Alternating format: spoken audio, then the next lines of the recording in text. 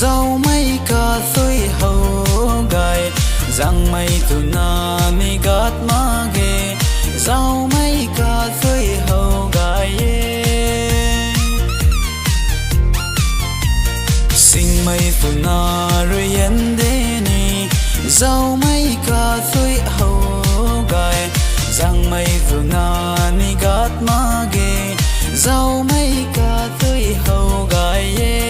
nắng nay thoáng ngả là mây hầu la na ai ni làm ni thế nắng nay thoáng ngả là mây ca câu phải mặc hay mặc in gan này ni dọn tật bầm mây nắng thoáng phai cam dao na diễn nay nắng thấy câu in dọn na này toang na là mấy ca câu phải mặc hay mặc in gan này ni dọn tật bầm mây nắng toang phai cam dao na diễn này nắng thấy câu in dọn na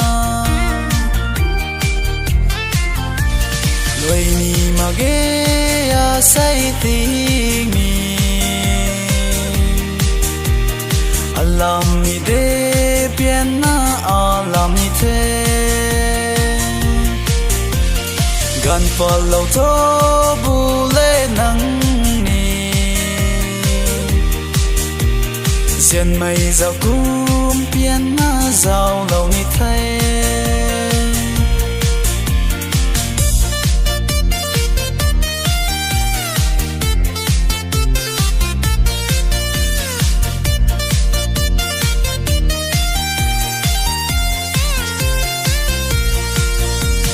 kai long du na bấm khuôn si ni phình mi phung quăng na bấm ni tây sam lâu pu so ai rưỡi tai mak san là mây thiệt tây yên chầm lâu tho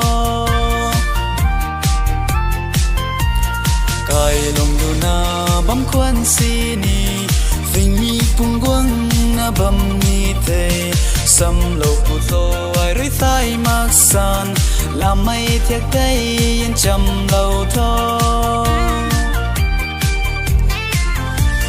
đôi ni mà ghé à say tình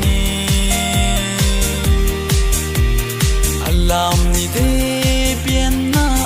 làm ni thế gan phật lâu thô bu lê nắng ni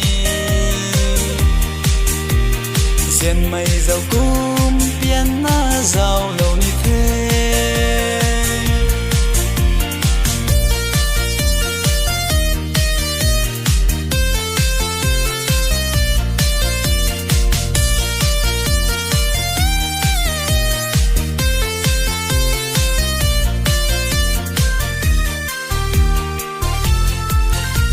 giờ sừng linh nghe gà lâu du ni mây ta bui thiệt su na hắn đất khăng sâu diện mày là tay à khâu xa lâu thâu lung ninh pian na hắn đất ngầm kha giờ sừng linh nghe gà lâu du ni mây ta bui thiệt su na hắn đất khăng sâu diện mày là tay à khâu xa lâu thâu lung ninh pian na hắn đất ngầm kha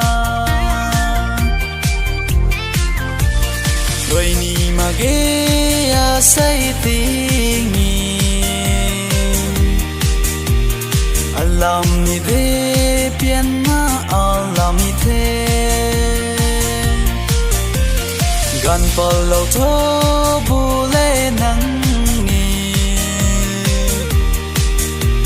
xiên mây dạo cung biến na dạo lâu ni thế đôi ni mà ghé à say tình làm ni thế biến na làm ni thế gan phật lâu thô bu lê nắng ni xiên mây dạo cung biến na dạo lâu ni thay